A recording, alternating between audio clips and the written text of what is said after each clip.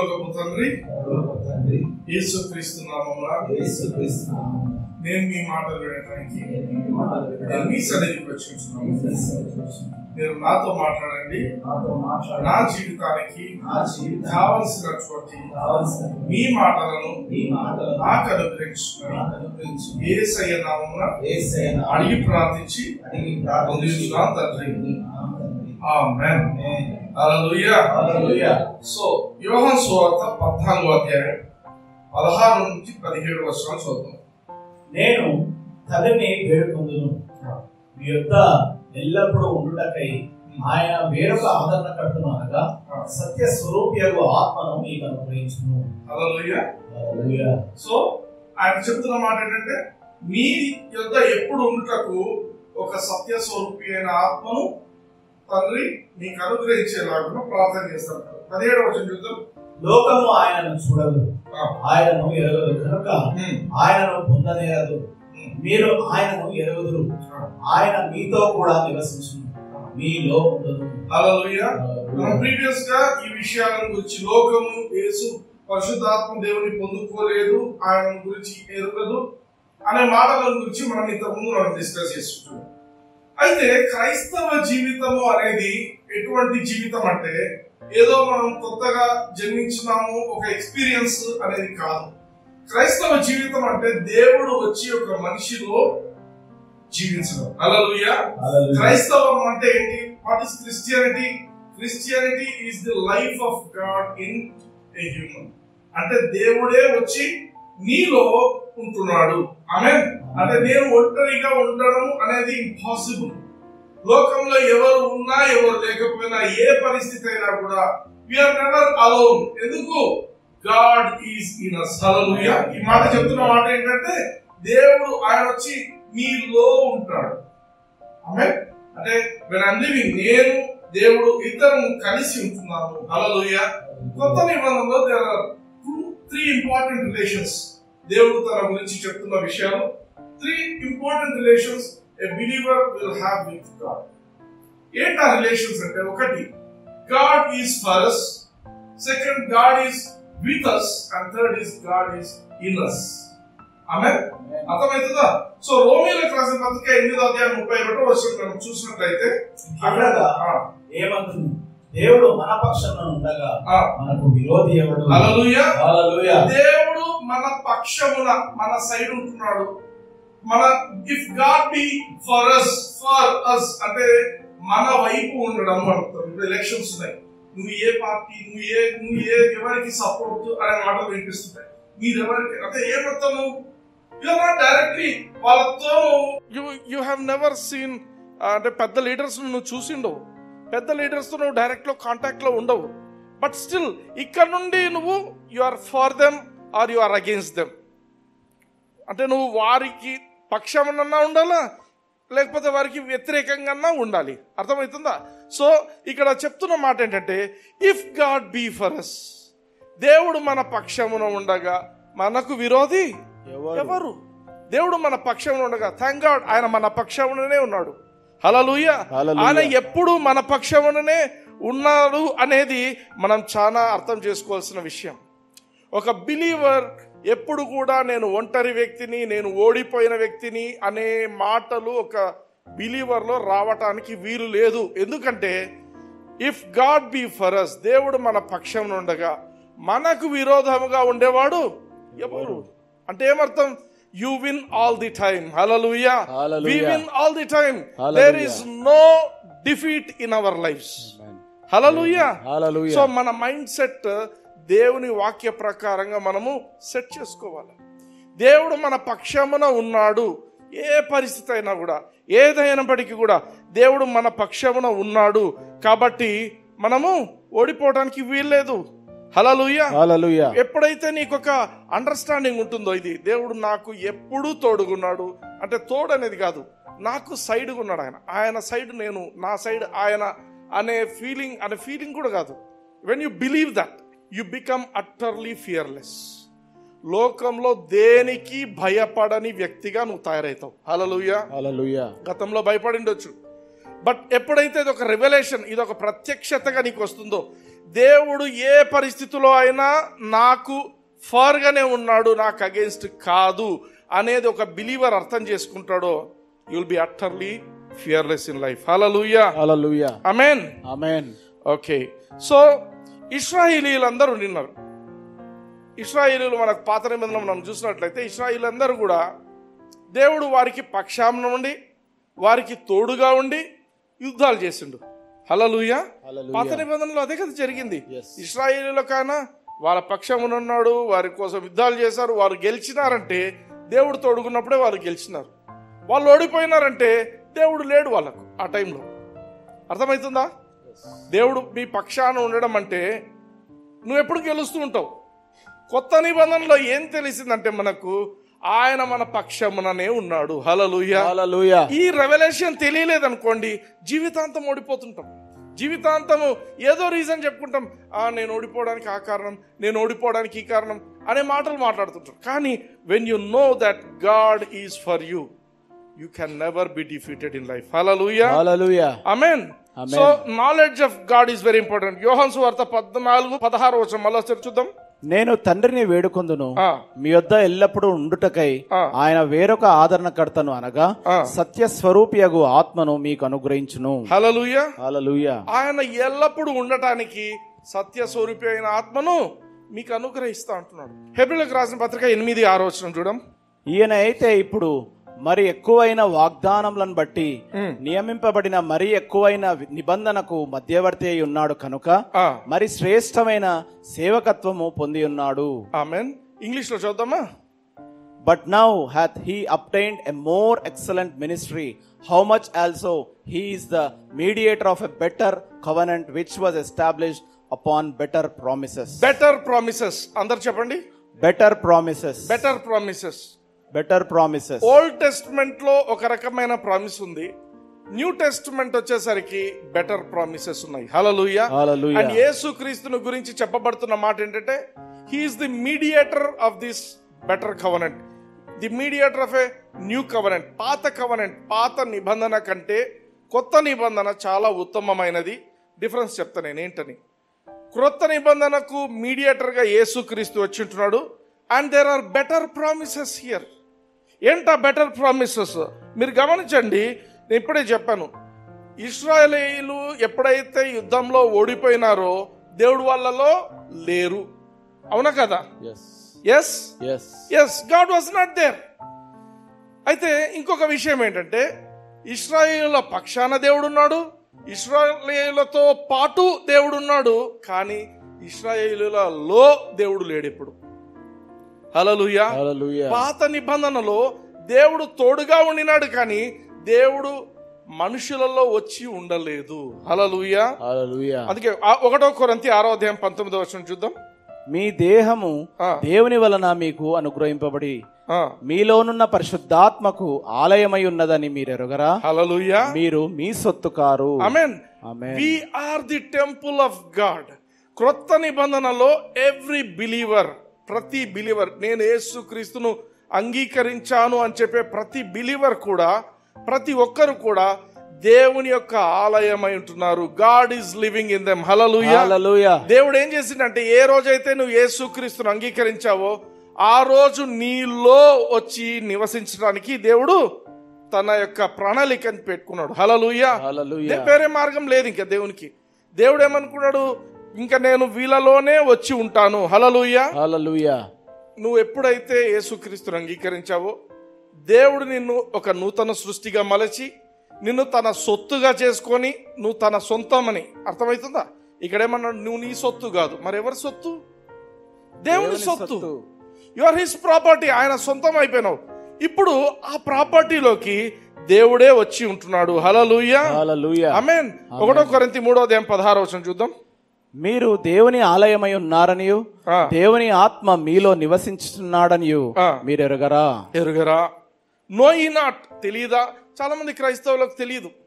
చాలా మంది క్రైస్తవులు ఇంకా ఏమనుకుంటున్నారు, దేవుడు మాకు తోడుగున్నాడు.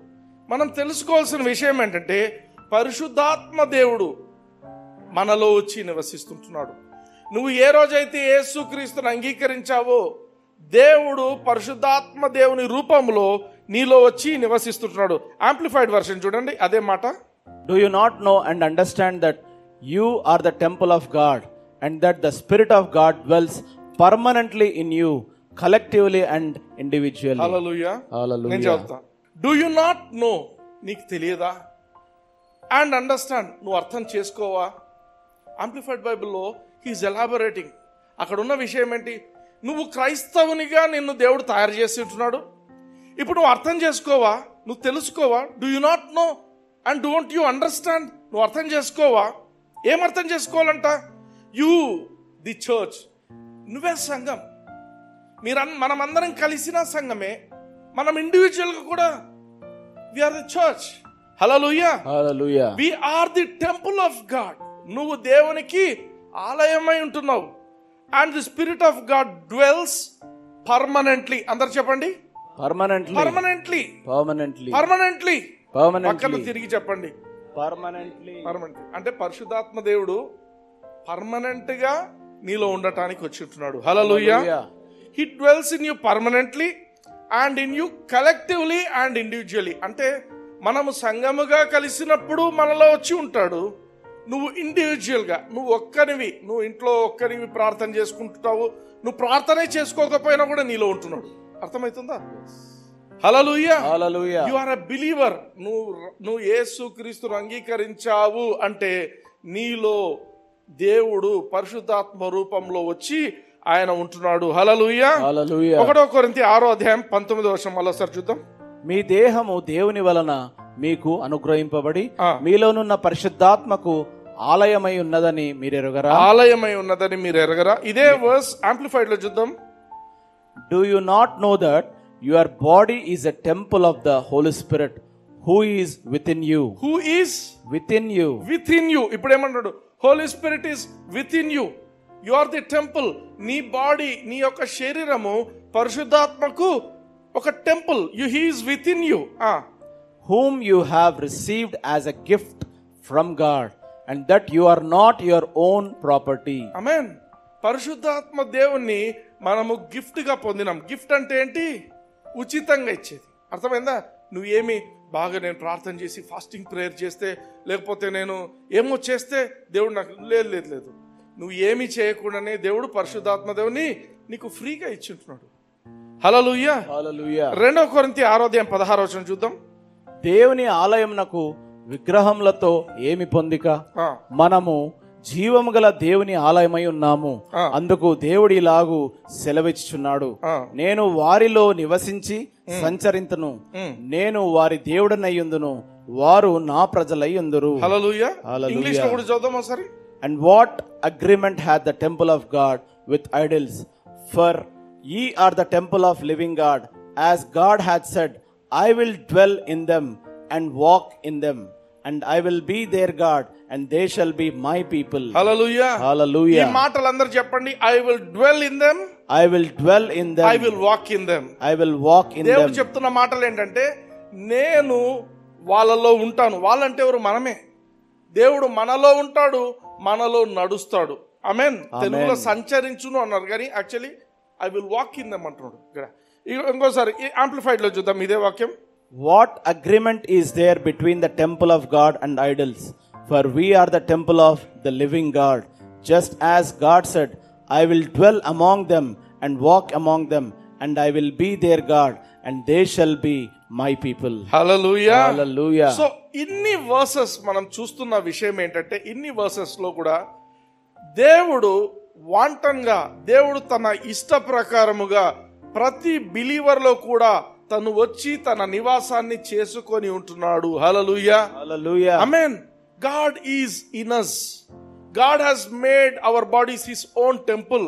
నీ బాడీ నీ ఇష్టం, నా బాడీ నా ఇష్టం అనడానికి కాదు. Our bodies are God's temple. Hallelujah. Hallelujah. అందుకే పరిశుద్ధాత్మ దేవుని తండ్రి అయిన దేవుడు ఊరికే పంపించలేదు. ఆయన ఈ లోకంలో మనలో వచ్చి ఉండటానికి, ఈ జీవితంలో మనలో వచ్చి ఉండటానికే దేవుడు నిర్ణయించుతున్నాడు. హల్లెలూయా. Hallelujah. ఆమేన్. అందుకే పాత నిబంధనలో ఏం జరిగేదంటే, దెర్ వాజ్ ఎ టెంపుల్. పాత నిబంధనలో ఒక టెంపుల్ ఉండేది. ఆ టెంపుల్లో ఏం చేస్తారంటే, there was 3 divisions: outer court, inner court, last the Holi of holies. Outer court, inner court వరకు ఎవరైనా రావచ్చు. బట్ అతి పరిశుద్ధ స్థలం ఉంటుంది, Holi of holies, wear the presence of God, the ark of covenant అక్కడ ఉండేది. దేవుని సన్నిధి అతి పరిశుద్ధ స్థలంలో ఉండేది. ఆ స్థలానికి అవుటర్ కోర్ట్కు ఇన్నర్ కోర్ట్కు మధ్య ఒక పెద్ద తెర ఉండేది. అర్థమవుతుందా? So 3 divisions: outer court, inner court, holy of holies. Inner కోర్ట్లో షూ బ్రెడ్, ఆ క్యాండిల్ స్టిక్ ఇవన్నీ ఉంటాయి. పాస్టర్స్ అంతా కూడా, ఆ యొక్క హైప్రీస్ అందరు కూడా ఇన్నర్ కోర్ట్ వరకు వాళ్ళు ఉంటారు. కానీ ఆ హోలీ ఆఫ్ హోలీస్, అతి పరిశుద్ధ స్థలం, దేవుని సన్నిధిలోకి పోవటానికి ఎవడు సాహసం చేయడానికి వీలు లేదు. చేసినట్లయితే వాళ్ళు చచ్చిపోతారు. కానీ మరి ఎందుకు అది పెట్టినారు అంటే, ఇశ్రాయేల్లో ఉన్న అటువంటి మగవాళ్ళందరూ కూడా సంవత్సరానికి ఒకసారి వాళ్ళు యెరూషలేంకి వెళ్ళాలి. ఎందుకు? దేవుడు అక్కడ ఉన్నాడు కాబట్టి. ఇది పాత నిబంధన. పాత నిబంధనలో దేవుడు అక్కడ ఉన్నాడు కాబట్టి అందరూ వెళ్ళాలి. వెళ్ళినప్పుడు హైప్రీస్ట్ చాలా మంది ఉంటారు. ఆ హైప్రీస్ట్లో చీటీలు వేస్తారన్నమాట. ఈ సంవత్సరం ఎవరు వెళ్ళాలి అతి పరిశుద్ధ స్థలంలోనికి. చీటీలు వేసినప్పుడు ఎవరి పేరు మీద చీటీ వస్తే వాళ్ళు లోపలికి పోవాలి. ఫర్ ఎగ్జాంపుల్, ఒకసారి చీటీ పడింది ఎవరికి? మన యోహాను వాళ్ళ నాయనకు పడింది. బాప్తిస్మం ఇచ్చి యోహాను జకరియాకు వచ్చింది. అట్లా వాళ్ళు లోపలికి వెళ్ళాలన్నమాట. లోపలికి వెళ్ళాలంటే భయం. ఎందుకు? ఏదన్నా తేడా జరిగితే వాళ్ళు చనిపోతారు లోపల.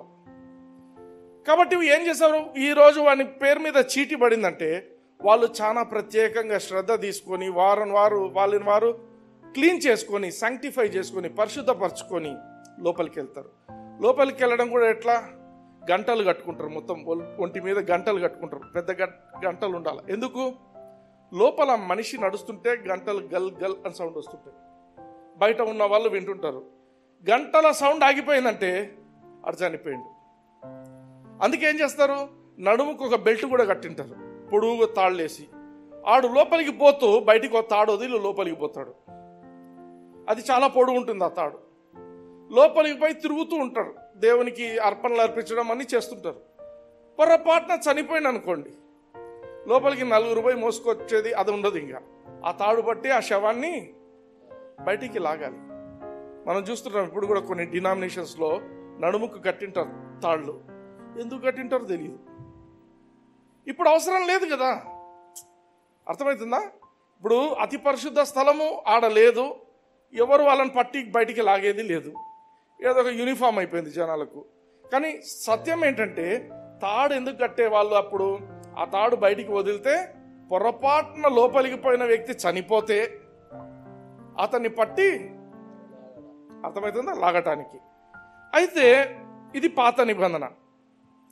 ఈ యొక్క ఇన్నర్ కోర్ట్ నుంచి ఆ లోపలికి హోలీ ఆఫ్ హోలీస్, అతి పరిశుద్ధ స్థలంలోనికి పోవాలంటే మధ్యలో ఒక తెర ఉండేది. ఆ తెర ఎంత పెద్దదంటే దాని విడ్త్ 40 feet ఉంటుంది, దాని హైట్ 20 feet ఉంటుంది. దాని యొక్క థిక్నెస్ ఎంత ఉంటుందంటే నియర్లీ 4 inches, అంటే 3.5 inches, నియర్లీ 4 inches ఇంత మందంగా ఉంటుంది. అంటే లోపల సౌండ్ ప్రూఫ్ లాగా ఉంటుంది. అందుకే గంటలు కట్టుకొని తిరుగుతుంటారు. ఓకే, సో యేసుక్రీస్తు చనిపోయిన రోజున ఏం జరిగింది ఒకసారి చూద్దాం. యోహాను సువార్త 19వ అధ్యాయం 30వ వచనం.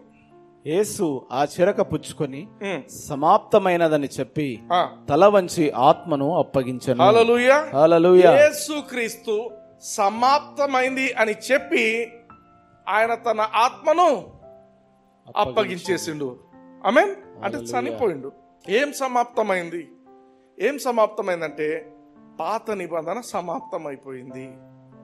కొందరికి మండుతుంది ఇప్పుడు. ఎందుకు తెలుసా? ఏం బ్రదర్, పాత నిబంధన సమాప్తమైందంటావు? పాత నిబంధన ఉంది, కొత్త నిబంధన ఉంది అని కొట్లాడుతుంటారు కొందరు. లేదండి, పాత నిబంధన సమాప్తమైంది. యేసు ప్రభు వచ్చిందే పాత నిబంధనను సమాప్తం చేసి క్రొత్త నిబంధనను తీసుకొని రావడానికి ఆయన వచ్చిండు. హల్లెలూయా, హల్లెలూయా. చూడండి, కొలసీలకు రాసిన పత్రిక 2వ అధ్యాయం 13 నుంచి 15 వరకు చదువుదాం. మరియు అపరాధముల వలనను శరీరమందు సున్నతి పొందక ఉండుట వలనను మీరు మృతులై ఉండగా దేవుడు వ్రాతరూపకమైన ఆజ్ఞల వలన మన మీద రుణముగాను మనకు విరోధముగాను ఉండిన పత్రమును మేకులతో సిలువకు కొట్టి దాని మీది చేవ్రాతను తుడిచివేసి మనకు అడ్డము లేకుండా దానిని ఎత్తివేసి మన అపరాధములన్నిటినీ క్షమించి. హల్లెలూయా.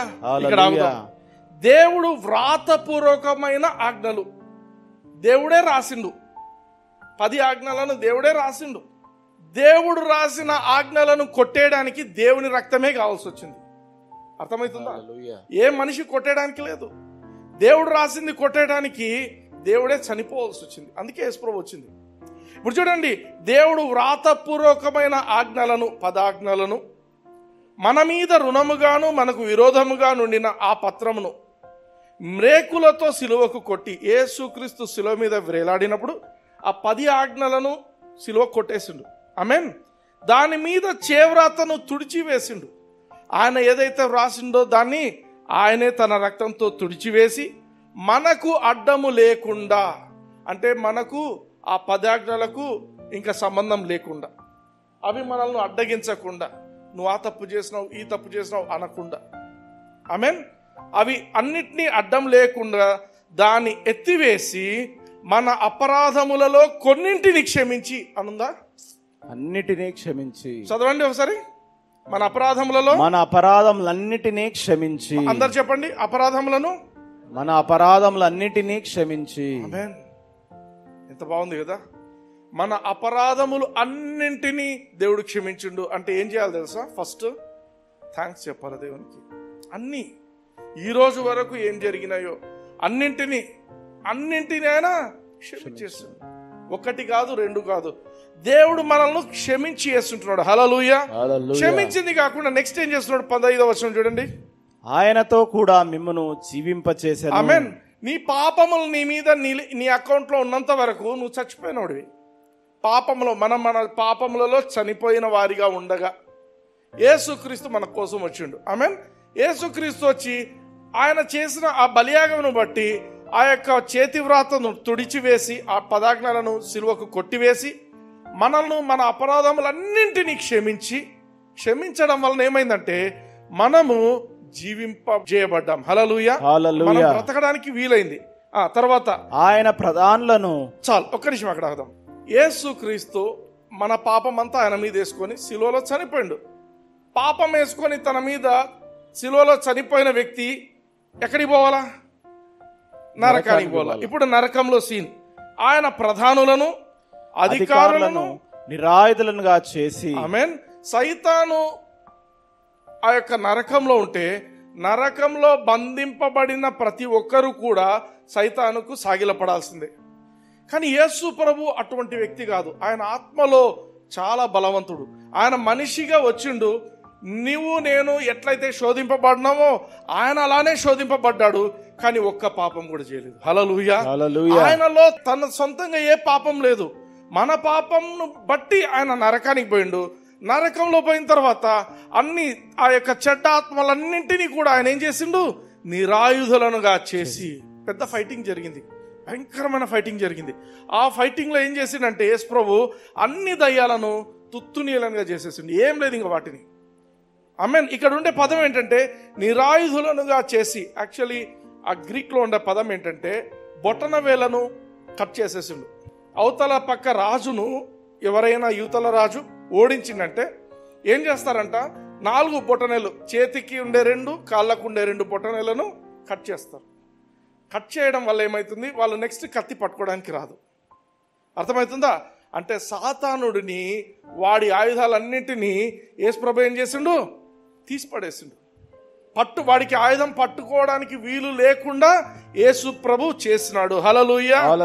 నిరాయుధులనుగా చేసి సిలువ చేత విజయోత్సవముతో. చాలా మంది సిలువ అంటే యేసు ప్రభు ఓడిపోయిండు, మళ్ళా 3 రోజులకు తిరిగి లేచి అప్పుడు గెలిచిండంటారు. కాదు, సిలువ విజయం. హల్లెలూయా. సిలువ అనేది ఒక మార్గం. ఆయన వేసుకున్నాడు.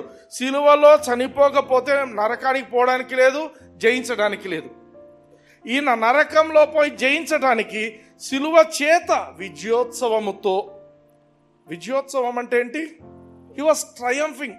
ఇప్పుడు మనకు కప్పు గెలిచిన తర్వాత ఏం చేస్తారు? అర్జెంటీనా వాళ్ళు మొన్న ఆ యొక్క వరల్డ్ ఫుట్బాల్ ఫిఫా కప్ కొట్టారు కదా. మెస్సీ వాళ్ళు ఏం చేస్తున్నారు? వీళ్ళు ఇంకా అర్జెంటీనాకు పోకముందే ఊర్లంతా రోడ్ల మీదకి వచ్చేస్తున్నారు జనాలందరూ. ఏం చేస్తున్నారు? కొత్త పెద్ద ర్యాలీ లాగా కప్పును పట్టుకొని తిరిగినారు. అదే ఇక్కడ జరిగింది. యేసు ప్రభు ఆ యొక్క నరకంలో ఈ యొక్క సైతానును నిరాయుధులుగా చేసి సైతాను యొక్క దూతలను అనుచరుల వర్గాన్ని అంతటిని నిరాయుధులుగా చేసిన తర్వాత వాళ్ళందరిని ఏం చేసిండంట, ఆయన రథానికి కట్టేసుకొని, అంటే అవతల రాజు ఏం చేస్తాడు, కట్టేసుకొని అందరూ చూస్తుండగా ఒక ర్యాలీ చేస్తారన్నమాట. వాళ్ళని ఈడ్చుకొని పరిగెత్తించుకుంటూ తీసుకుపోతుంటారు. దేవుడు అదే కార్యం చేసిండు.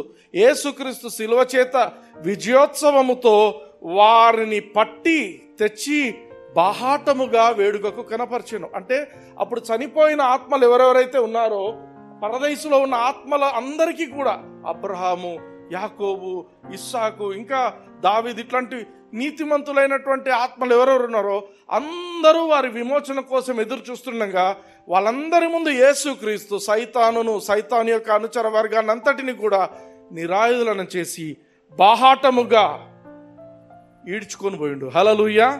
This was done on Calvary.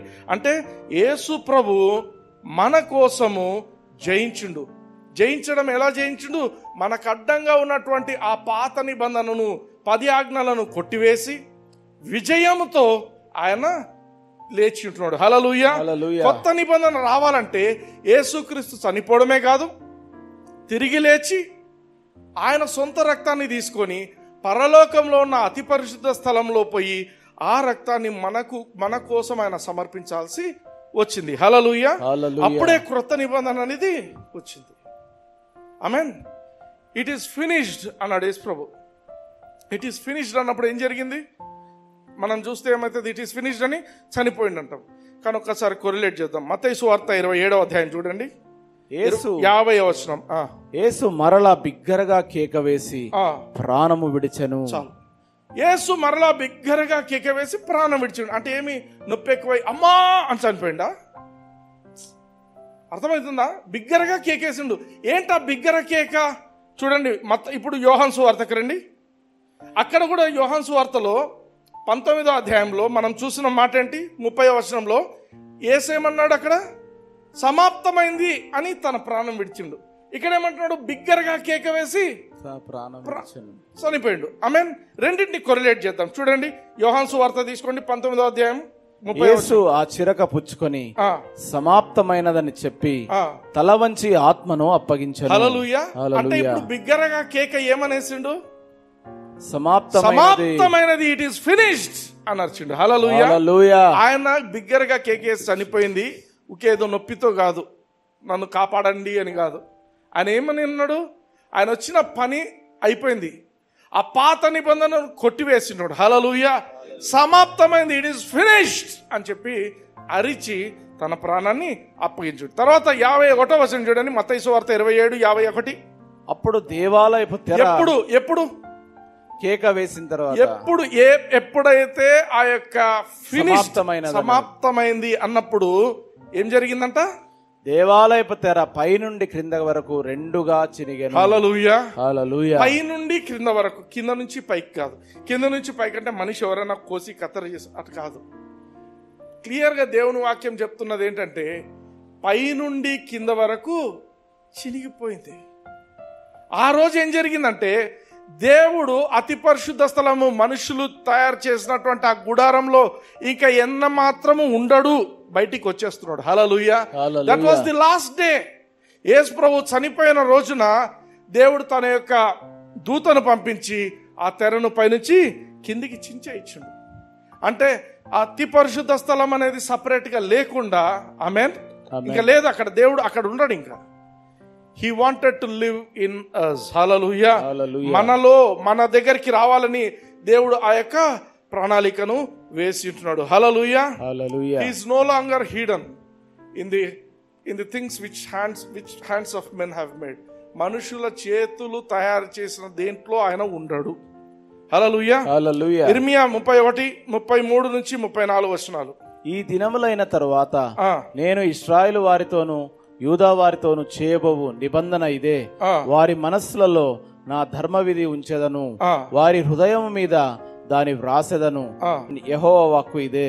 34 నేను వారికి దేవుడనయ్యుందును, వారు నాకు జనులగుదురు. వారు మరి ఎన్నడును యెహోవాను గూర్చి బోధ నొందుదము అని తమ పొరుగు వారికి గాని తమ సహోదరులకు గాని ఉపదేశం చేయరు. నేను వారి దోషములను క్షమించి వారి పాపములను ఇక ఎన్నడూ జ్ఞాపకం చేసుకున్నాను. కనుక అల్పులేమి ఘనులేమి అందరూ నన్నెరుగుదురు. ఇదే యెహోవా వాక్కు. హల్లెలూయా. హల్లెలూయా. దేవుడు తన ప్రవక్త అయిన ఇర్మియా ద్వారా లాంగ్ బ్యాక్ రాయించిన మాట ఏంటంటే, నేను వారి దోషములను క్షమించి వారి పాపములను ఇక ఎన్నడును జ్ఞాపకము చేసుకున్నాను. దేవుడు నిన్ను క్షమించి నీ పాపములు ఇక ఎన్నడును జ్ఞాపకము చేసుకొనను అంటున్నాడు. హల్లెలూయా. కనుక అల్పులేమి ఘనులేమి అందరూ నన్ను ఎరుగుదురు. అంటే నువ్వు నిజంగా దేవుణ్ణి ఎరిగిన వ్యక్తివైతే నువ్వు ఏం తెలుసుకుంటావంటే, నా దేవుడు నన్ను క్షమించిండు, ఇక నా పాపములను ఎప్పుడు జ్ఞాపకం చేసుకోడు. హల్లెలూయా. హల్లెలూయా. అర్థమైందా నేను చెప్పిన మాట? దేవుడు తెలుసా నీకు? దేవుడు తెలుసు. ఏం తెలుసు దేవుడి గురించి? నేను అప్పుడు బాలేను, ఇప్పుడు బాలేను, ఇప్పుడు బాలేను. ఇక్కడ ఏం చెప్తున్నాడంటే, నువ్వు నిజంగా దేవుణ్ణి తెలుసుకున్నావు అంటే, నువ్వు దేవుణ్ణి ఎరిగినావు అంటే ఒక సీక్రెట్ చెప్తున్నాడు. దేవుని నువ్వు ఎరిగినావు అంటే ఒక కండిషన్ ఏంటి? నీ దోషములను ఆయన క్షమించి నీ పాపములను ఇక ఎన్నడూ జ్ఞాపకము చేసుకోడు అనేది నువ్వు ఎప్పుడైతే నమ్ముతావో అప్పుడే నీవు దేవుని ఎరిగిన వ్యక్తివి. హల్లెలూయా. హల్లెలూయా. బ్రదర్ చాలా కష్టంగా ఉంది బ్రదర్, ఇది అర్థం చేసుకోవాలంటే.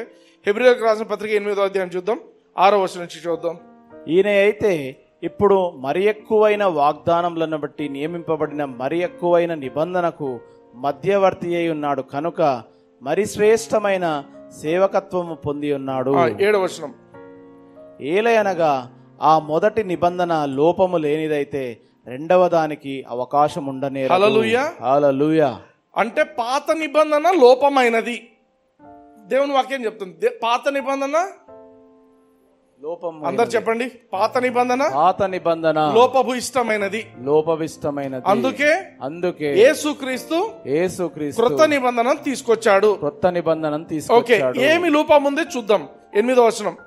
అయితే ఆయన ఆక్షేపించి వారితో ఇలాగూ చెప్పుచున్నాడు, ప్రభువు ఇట్లనను, ఇదిగో ఒక కాలము వచ్చుచున్నది, అప్పటిలో ఇశ్రాయేలు ఇంటి వారితోను యూదా ఇంటి వారితోను నేను కొత్త నిబంధన చేయుదును. ఆమేన్. కొత్త నిబంధన చేస్తాను.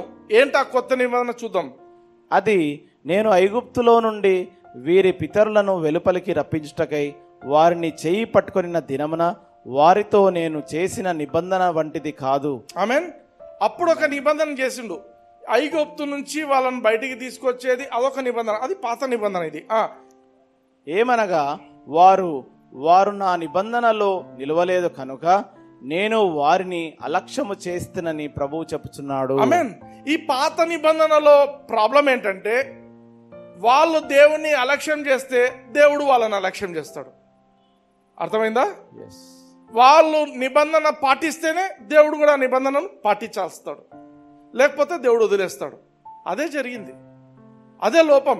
అంటే దేవుడికి మనిషికి మధ్య ఎటువంటి నిబంధన ఉండిందంటే మ్యూచువల్. నువ్వు చక్కగా ఉంటావా, నేను చక్కగా ఉంటా. నువ్వు చక్కగా లేవా, నేను చక్కగా ఉన్నాను.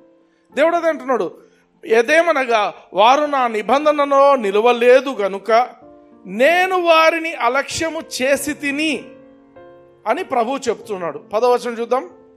ఆ దినములైన తరువాత ఇశ్రాయేలు ఇంటి వారితో నేను చేయబో నిబంధన ఏదనగా వారి మనస్సులో నా ధర్మ విధులను ఉంచెదను, వారి హృదయముల మీద వాటిని వ్రాయుదును, నేను వారికి దేవుడనయ్యుందును, వారు నాకు ప్రజలయ్యుందురు. హల్లెలూయా. ఈ దాంట్లో ఏం జరుగుతుంది? కొత్త నిబంధనలో, పాత నిబంధనలో రాతి మీద దేవుడు రాసినాడు, అక్షరాలు లా రాసింటున్నాడు. అయితే క్రొత్త నిబంధనలో ఏం చేస్తాడంట? మనసులలో రాస్తాడంట. హల్లెలూయా. నువ్వు యేసుక్రీస్తుని అంగీకరించిన రోజున దేవుడు నీ హృదయంలో తన యొక్క విషయాలన్నీ రాసి పెట్టి ఉంటున్నాడు. ఆమేన్. వారి మనస్సులలో నా ధర్మ విధులను ఉంచెదను, వారి హృదయముల మీద వాటిని వ్రాయుదును, నేను వారికి దేవుడనయ్యుందును, వారు నాకు ప్రజలయ్యుందురు. 11వ వచనం. వారిలో ఎవడునో ప్రభువును తెలుసుకొనడని తన పట్టణస్థునికైనను తన సహోదరునికైనను ఉపదేశము చేయడు.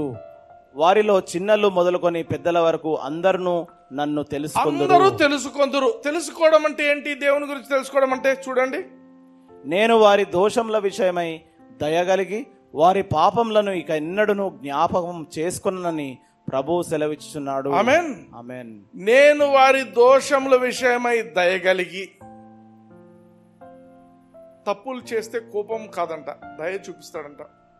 అయ్యో వీళ్ళేమి నన్ను పరిశుద్ధాత్మ దేవుని పెట్టుకొని కూడా వీళ్ళు తప్పు చేస్తున్నారు, అయ్యో వీళ్ళు నా సన్నిధి వాళ్ళలోనే ఉన్నా కూడా వీళ్ళు తప్పులు. అర్థమవుతుందా? దేవుడు ఏమంటున్నాడు? వారు దోషముల విషయమై దయగలిగి వారి పాపములు ఇకను ఎన్నడును జ్ఞాపకము చేసుకొనను. ఇది ఈ విషయం ప్రతి క్రైస్తవుడు అర్థం చేసుకోవాలా. దేవుడు నన్ను క్షమించి వేసి ఉంటున్నాడు, నన్ను ఇంకా నా పాపంలో ఎన్నడూ జ్ఞాపకం చేసుకోడు.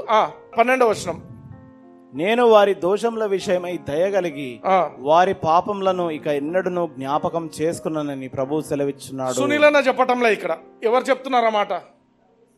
అందరు చెప్పండి. ప్రభు సెలవిచ్చు. ప్రభు ఏమని సెలవిచ్చుచున్నాడు? నీ దోషములను ఎన్నడూ. పక్కన వైపు తిరిగి చెప్పండి. నేను దోషములను నీ దోషం మీ పాపములను నేనెన్నడూను జ్ఞాపకం చేసుకోను. ఆమేన్. హల్లెలూయా. నువ్వు కూడా జ్ఞాపకం చేసుకోవద్దు. ఆయన చేసుకోడు, నువ్వు కూడా చేసుకోవద్దు. హల్లెలూయా. హల్లెలూయా. నేను అప్పుడు ఇట్లా చేసింటే, నేను ఇప్పుడు ఇట్లా చేసి. కొందరు టెస్టిమోనీస్ అని చెప్తారు. టెస్టిమోనీ అంటే ఏంలే, ఇంకా పాపపు చిట్టా వదులుతుంటారు కూర్చొని. ఇక్కడ ఎవడికి కావాలా నీ పాపాలు? దేవుడు క్లోజ్ అంటే క్లోజ్ అంతే. హల్లెలూయా. దేవుడు నేను నీతిమంతుడు అంటే నువ్వు నీతిమంతుడు అంతే, అయిపోయింది. ఆమేన్, ఆమేన్. హెబ్రీయులకు రాసిన పత్రిక 10వ అధ్యాయము 12వ వచనం చూద్దాం. ఈయన అయితే పాపముల నిమిత్తమై సదాకాలము నిలుచు ఒక్క బలిని అర్పించి. చాలు. యేసుక్రీస్తు చేసిన పని ఏంటంటే పాపముల విషయమై ఒకే బలి. ఆ బలి ఏంటంటే సదాకాలం నిలిచిపోయే బలి. హల్లెలూయా. హల్లెలూయా. అంటే ఏమర్థము? గిల్ట్ అనే విషయం గురించి చెప్తున్నాను చూడండి.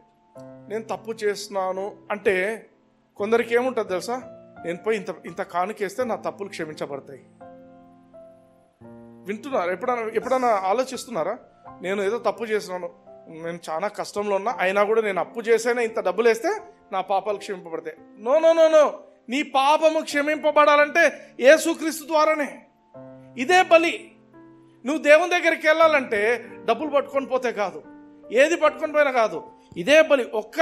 ఒకే బలి ఆయన అర్పించిండు, అది సదాకాలం నిలిచే బలి. హల్లెలూయా. ఇప్పుడు తప్పు చేసిన ప్రభువా నన్ను యేసుక్రీస్తు ద్వారా నన్ను క్షమించు, యేసుక్రీస్తు రక్తం బట్టి నన్ను క్షమించు అని అడగాల్సిందే. 10 సంవత్సరాల తర్వాతైనా యేసుక్రీస్తుని బట్టి క్షమించు. నీకు పాప క్షమాపణ నీ కానుకలతో రాదు. నీకు పాప క్షమాపణ యేసుక్రీస్తు చేసిన ఈ ఒక్క బలియాగమును బట్టి వస్తుంది. హల్లెలూయా. ఆ బలి సదాకాలం ఉండే బలి. హల్లెలూయా. అందుకే డోంట్ బి మిస్టేకన్. గిల్ట్ ను పోగొట్టుకోవడం కోసం డబ్బులు ఖర్చు పెట్టడము, ఆ పాస్టర్కి ఇంత ఇస్తే, లేకపోతే ఈ యొక్క మినిస్ట్రీకి ఇంత ఇస్తే నా పాపాలు క్షమించబడతాయేమో, HFAMకి ఇస్తే క్షమించబడతాయేమో, అసలు క్షమించబడవు. అర్థమవుతుందా? ఏం చేయాలా? యేసుక్రీస్తు ద్వారానే నీకు పాప క్షమాపణ. నీ పాపముల నిమిత్తమై సదాకాలము నిలుచు ఒకే ఒక్క బలిని అర్పించి. నెక్స్ట్ ఏం చేసిండు? అప్పటి నుండి తన శత్రువులు తన పాదములకు పాదపీఠంగా చేయబడు వరకు కనిపెట్టుచు దేవుని కుడిపార్శ్వంన ఆసీనుడాయను. హల్లెలూయా. హల్లెలూయా. ఈయనేం చేసిండంట? ప్రతి ప్రధాన యాజకుడు ఏం చేస్తాడంటే, ప్రధాన యాజకుడు దేవునికి బలి అర్పించడానికి పోతే కూర్చోడానికి వీలేదు. ఆయన ఎప్పుడు నిలబడి అర్పణలు అర్పిస్తూనే ఉండాలి. ఎందుకు? ఆ పాపాలు తెగవు, తెల్లారవు. కాబట్టి ఆయన నిలబడుకొనే ఉండాలి. యేసుక్రీస్తు ఏం చేస్తున్నాడు? ఒకే బలియాగము ఆయన రక్తం తీసుకొని పోయి సమర్పించి హీ సాట్ డౌన్. అంటే ఏమర్థము? పని సమాప్తం అయిపోయింది. Hallelujah. He has completed the sacrifice, he has completed the work. ఇంకా నో మోర్. ఇంకా మళ్ళా పోయి అర్పణలు అర్పించే ఈ కథ లేదు, ఇంకా బలులు అర్పించాల్సిన అవసరం లేదు. ఆమేన్. 13వ వచనం చూద్దాం.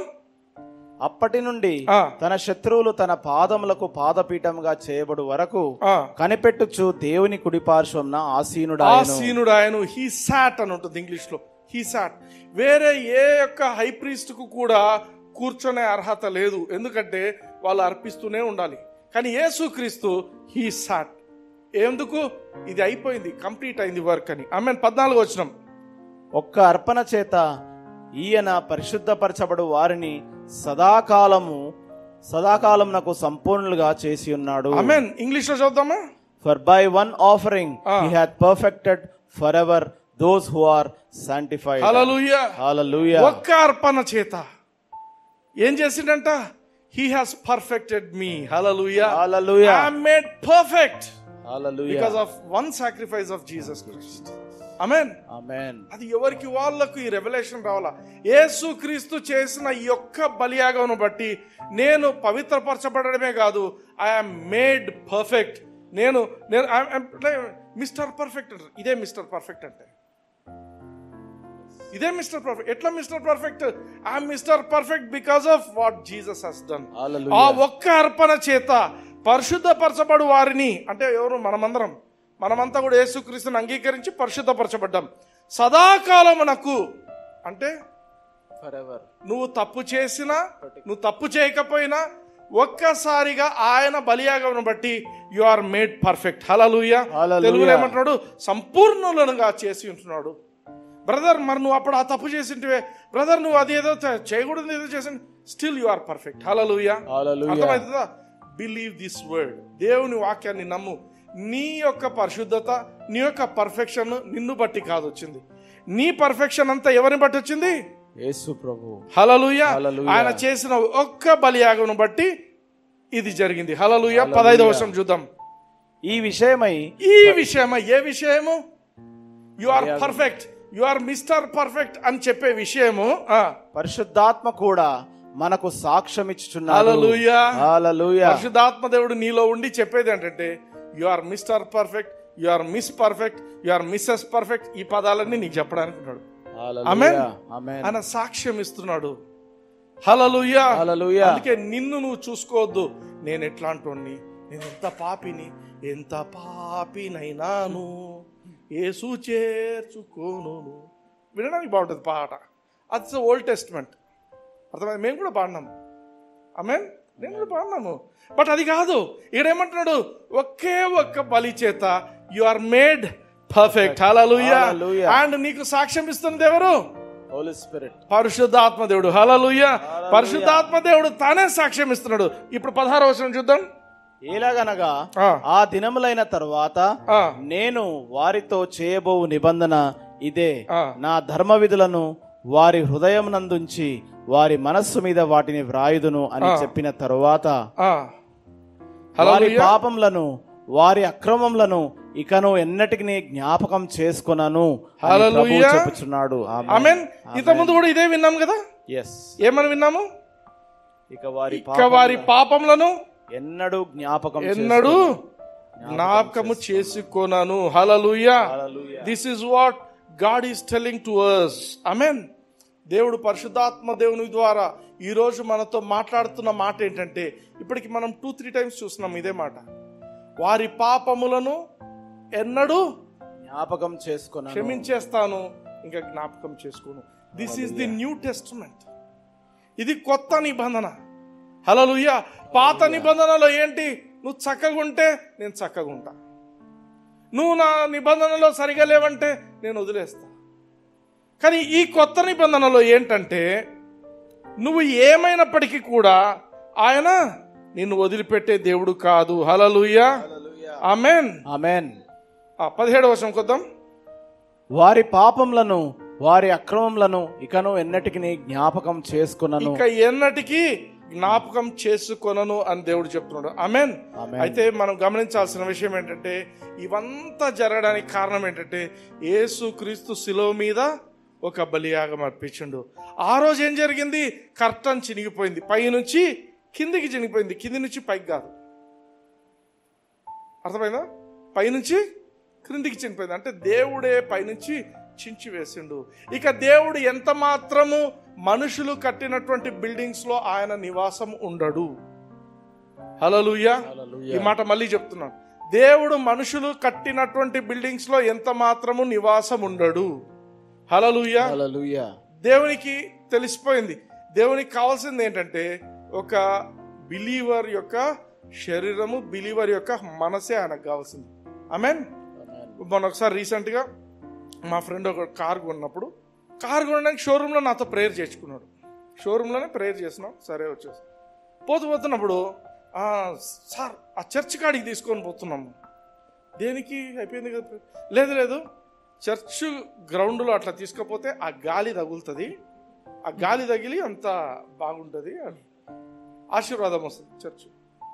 నేను అనుకున్నా చర్చ్ బిల్డింగ్లోకే తీసుకపోతే ఇంకా బాగుంటుందేమో కదా. చర్చ్ బయట గోడలోకి తీసుకుపోయి బయట ఎక్కడో రోడ్డు మీద అట్లా తిప్పకుండా ఇంకా లోపలికి పోతే ఇంకా గొప్ప ఆశీర్వాదం వస్తుందేమో.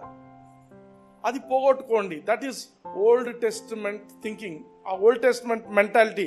ఎందుకంటే దేవుడు అక్కడ లేడు. ఆమేన్. ఇప్పుడు మీరు, నేను ఒక సింపుల్ అండర్స్టాండింగ్ చెప్తా. ఇప్పుడు ఒక బిల్డింగ్ ఉందనుకుందాం. ఇది బిల్డింగ్ దేవుని ఆలయము, దేవుడు ఈ బిల్డింగ్లో ఉంటున్నాడు కాబట్టి దేవుని ఆలయము అంటే అది తప్పు. మరేంటి రైట్? ఒక బిల్డింగ్ కట్టి ఈ బిల్డింగ్ నేను దేవుని కోసం ప్రతిష్ఠిస్తున్నాం, దేవుని కోసం మేము, దేవుని ఆరాధన కోసం మేము దీన్ని సమర్పిస్తున్నాము, ఇది దేవుని ఆరాధించడానికి మేము పెట్టుకున్నాం కాబట్టి ఇది దేవుని ఇల్లు అంటే అది కరెక్ట్. ఫర్ ఎగ్జాంపుల్ నాకు ఒక 4 ఇండ్లు ఉన్నాయి అనుకుందాం. 4 ఇండ్లు ఉన్నాయి, 4 ఇండ్లలో పోయి ఉంటానా? కాదు. అది ఇండ్లు నా పేరు మీద. ఇప్పుడు మనం డెడికేట్ చేస్తున్నాం అనుకోండి, ఒక చర్చ్ని డెడికేట్ చేస్తున్నామంటే అది దేవుని పేరు అని చెప్తున్నాం, అది దేవునికి అని చెప్తున్నాం. దేవునికి అని చెప్పినాం కాబట్టి దేవుడు వచ్చి ఉంటాడా? ఉండడు. దేవుడు ఎప్పుడు ఉంటాడు? నువ్వు ఎప్పుడు ఆరాధన చేస్తావో అప్పుడు ఉంటాడు. హల్లెలూయా. అది అర్థం చేసుకోవాలి. మనలోనే ఆయన ఉంటున్నాడు, మనలో ఉండడానికి ఇష్టపడుతున్నాడు.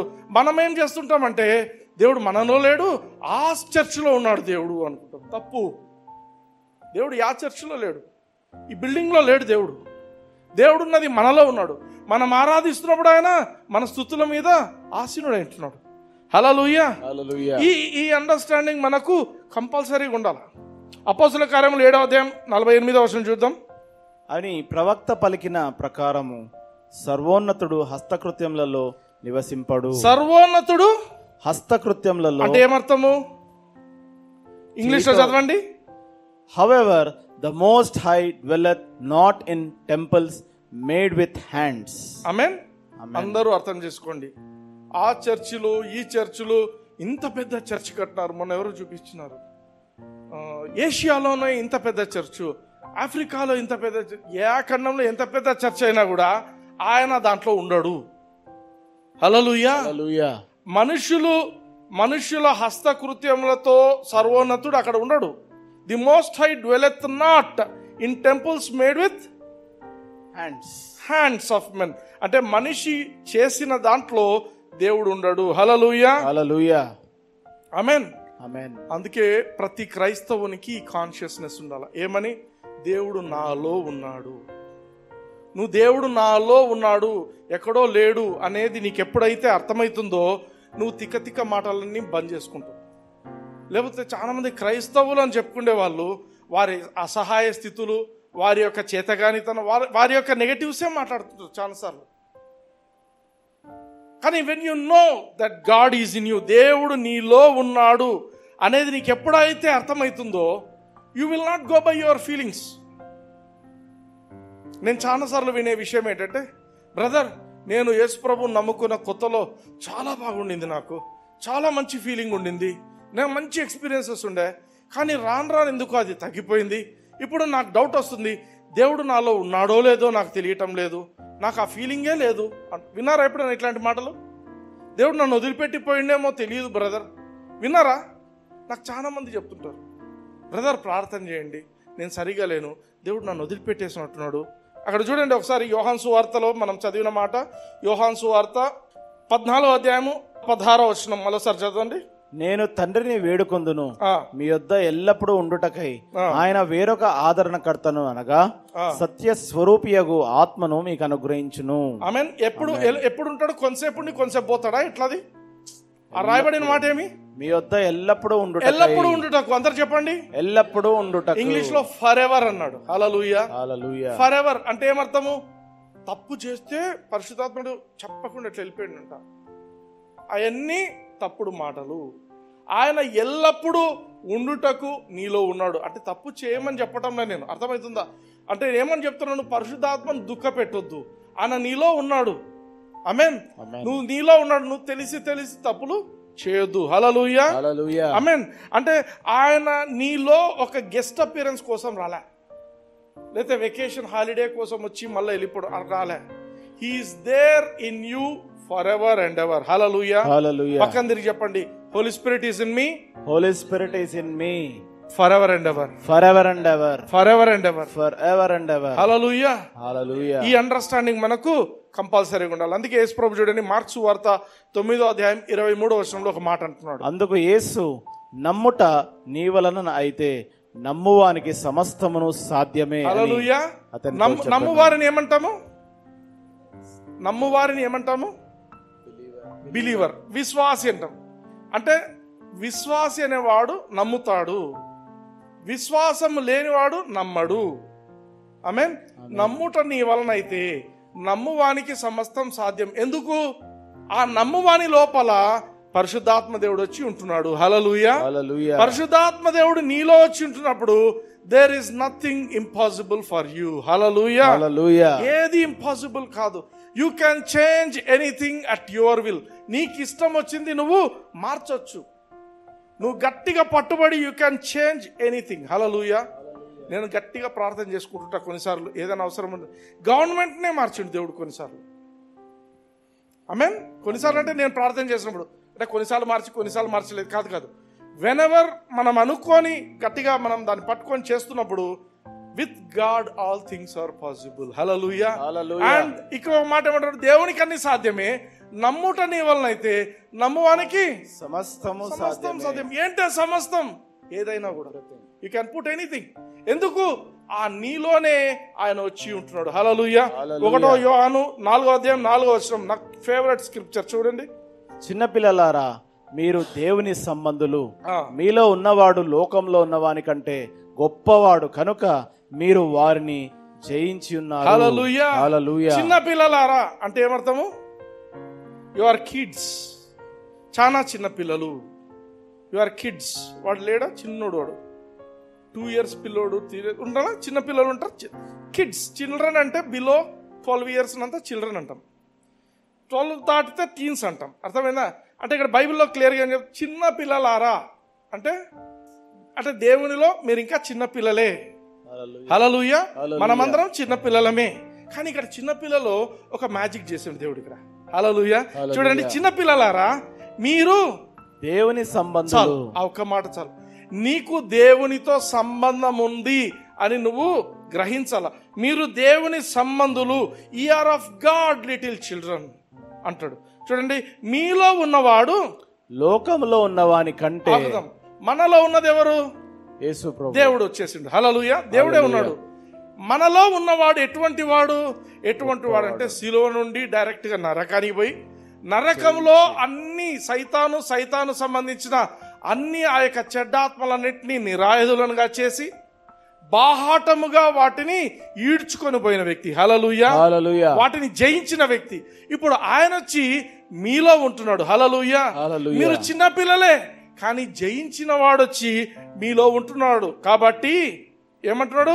మీలో ఉన్నవాడు లోకములో ఉన్నవాని కంటే గొప్పవాడు. హల్లెలూయా. లోకంలో ఎవరెవరు ఉన్నారో, ఏ పేర్లు ఉన్నాయో, నీ జీవితానికి అడ్డంగా ఎవరెవరు మీకు అగెన్స్ట్ ఉన్నారో వాళ్ళందరికంటే కూడా నీలో ఉన్నవాడు గొప్పవాడు. హల్లెలూయా. కనుక మీరు వారిని జయిస్తారు అన్నాడా? జయించి ఉన్నారు. కష్టం వచ్చింది, ఇప్పుడు కష్టం ఉంది, ఇప్పుడు మీ కళ్ళ ముందు కష్టం ఉంది. కష్టం ఉంటే ఇప్పుడు మీరు జయిస్తారు అంటున్నాడా? లేదు. నీకు కష్టం రాకముందే నువ్వు ఆ కష్టాన్ని జయించి ఉంటున్నావు. హల్లెలూయా.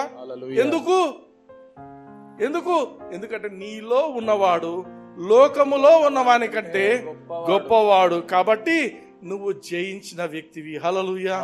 ప్రతి ఒక్క క్రైస్తవుడు కూడా don't go by feelings, go by what is return in the word of God. దేవుని వాక్యంలో ఇన్ని సత్యాలను మీకు తీసుకొని వచ్చాను.